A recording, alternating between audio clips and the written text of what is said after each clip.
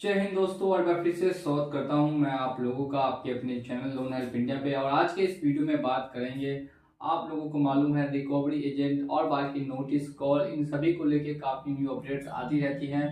आप बात करेंगे कि आरबीआई की क्या नई गाइडेंस है, क्या नई अपडेट है जो 2024 से आप लोगों के लिए पता होना काफ़ी ज़्यादा इम्पोर्टेंट है। क्योंकि अगर आपने भी लोन को डिफ़ॉल्ट किया है, आपने भी किसी एनबीएफसी क्रेडिट कार्ड या फिर बैंक से लोन ले रखा है और अभी तक रीपेमेंट नहीं किया, तो फिर ये खबर आप लोगों के लिए दोस्तों सुनना बहुत ही ज़्यादा ज़रूरी है। तो पूरा वीडियो एंड तक ज़रूर वॉच कीजिएगा, पूरे इंटरेस्ट के साथ वीडियो देखिएगा ताकि आपको जितनी भी सब बातें हैं वो आसानी से समझ में आ सके। तो एक बार फिर से स्वागत करना चाहूँगा मैं आप लोगों का आपके अपने चैनल पर। और अगर आपने अभी तक चैनल को सब्सक्राइब करके बेल आइकन को प्रेस नहीं किया है तो जल्द से जल्द जाइए और जाके सब्सक्राइब करके बेल आइकन को प्रेस कर दीजिए। तो हम लोग यहाँ पे बात करते हैं कि अगर आपने किसी भी एनबीएफसी से लोन डिफॉल्ट किया है या क्रेडिट कार्ड या पर्सनल लोन किसी भी तरीके का आपने लिया होगा, तो पहले आपके ऊपर काफ़ी हैवी पेनल्टी चार्जेस लगते थे। जी हाँ दोस्तों, आप लोगों को मालूम होना चाहिए कि जो आपका लोन का अमाउंट था, अगर 10,000 रुपये है तो उसको 15,000 रुपये, 20,000 रुपये और कुछ एनबीएफसी एप्लीकेशन 30-35 हज़ार रुपये तक पहुंचा देती थी, वो भी काफ़ी कम समय में काफ़ी आसानी से। ऐसा क्यों हो पाता था? तो ऐसा होने के पीछे सबसे बड़ा कारण था लेट फाइन एंड चार्जेस। जी हाँ दोस्तों, आपने बिल्कुल सही सुना। लेट फाइन एंड चार्जेस इतनी ज़्यादा लगाई जाती थी कि आपका जो अमाउंट है वो काफ़ी तेज़ी से बढ़ जाता था। अब लेकिन ऐसा 2024 से नहीं होगा। आपके ऊपर कोई भी लेट फाइन एंड चार्जेस नहीं लगाए जाएंगे कितने भी आप लोन डिफॉल्ट करते हैं। लेकिन ये रूल क्रेडिट कार्ड के लिए लागू नहीं होता, बाकी हर तरीके के पर्सनल लोन के लिए लागू हो जाएगा। अब क्या होगा, अब जो आपका इंटरेस्ट रेट है बैंक या एनबीएफसी उसको इंक्रीज कर सकती है। अगर पहले आपका इंटरेस्ट रेट 25% था तो अब वो 30% पर एनम हो जाएगा। अगर पहले 30% था तो वो अब 40% पर एनम हो जाएगा। यानी कि आपका जो इंटरेस्ट रेट है सिर्फ और सिर्फ बैंक या एनबीएफसी उसी को बढ़ा पाएगी, ना कि आपके ऊपर लेट फाइन और चार्जेस हैवी पेनल्टी चार्जेस लगा पाएगी। तो इससे आपको क्या होगा कि जितना भी आपका लोन का अमाउंट है, अगर उसमें थोड़ा आप लेट पेमेंट भी करते हैं तो थोड़ा बहुत ही अमाउंट आपको और देना पड़ेगा। पिछली बार की तरह या पहली बार की तरह आपको दोबारा से डबल या ट्रिपल अमाउंट देने की अब जरूरत नहीं है।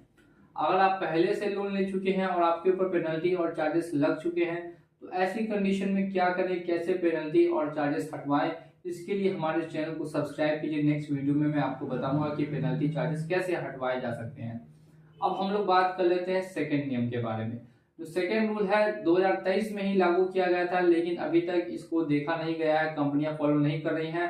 तो माना जा रहा है 2024 से आरबीआई का ये नियम भी लागू हो जाएगा और 100% होना भी चाहिए। अब इस नियम के तहत क्या कहा जाता है वो आप लोग ध्यान से सुनिए। जितनी भी एनबीएफसी एप्लीकेशन थी वो लोगों के डेटा को स्टोर कर लेती थी, अपने पास जमा कर लेती थी और उसका यूज करके उनको एट लास्ट में ब्लैकमेल करने की काफी यहाँ पे 200 कंप्लेन मिली है। मुझे खुद लगभग ऐसी 2000 से 3000 कंप्लेन मिली है 2023 के अंदर में, जहाँ पे लोगों को ब्लैकमेल किया गया है।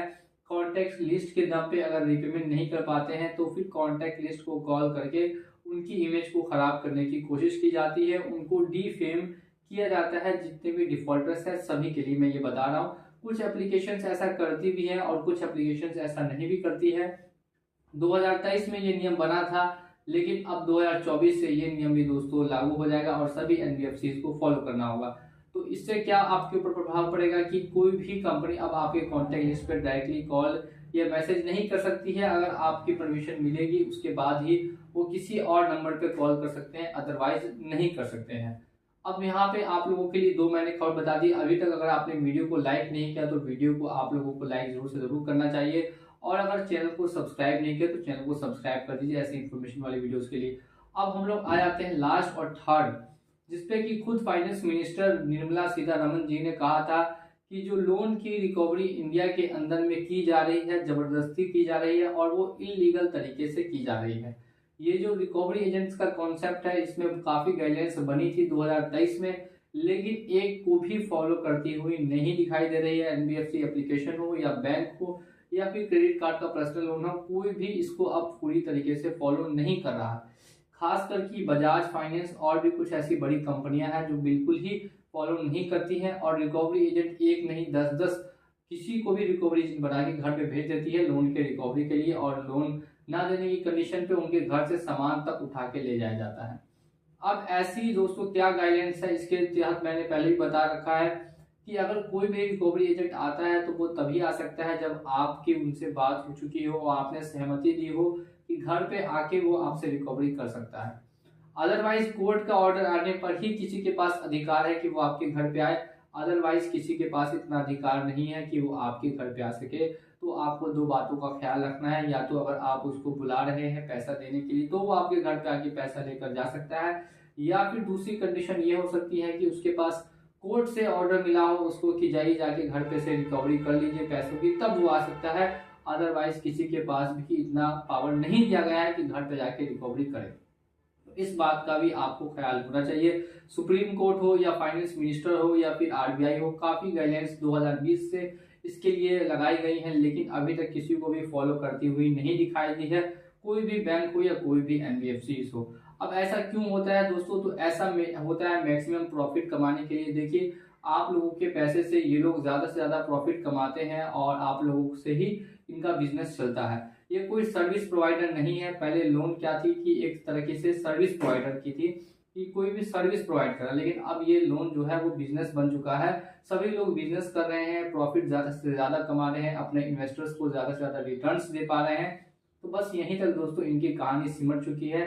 अब अगर आप सोचते हैं कि लोन से आपका फायदा होगा तो ये बिल्कुल ही गलत है। लोन से आपका नहीं, सिर्फ और सिर्फ बिजनेसमैन कंपनीज का फायदा होने वाला है और आपका होगा सबसे बड़ा लॉस।